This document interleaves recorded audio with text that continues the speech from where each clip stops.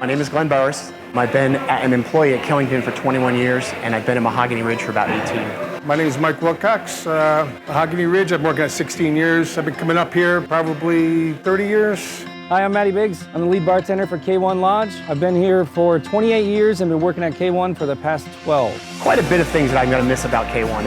It's home for us. We spend so many hours behind this bar. It's like our living room, it really is. It keeps us here, it keeps people here, it keeps people coming back. The new bar is going to be great, it's going to be a lot of fun, but it's going to be a bittersweet when we close this building, for sure. My favorite thing is about K-1 is the people. There's a lot of good people that keep coming back, and it keeps me coming back. I would say Mahogany Ridge is a lot like Cheers. You come in, you see your friends, and everybody kind of knows everybody, and familiar faces.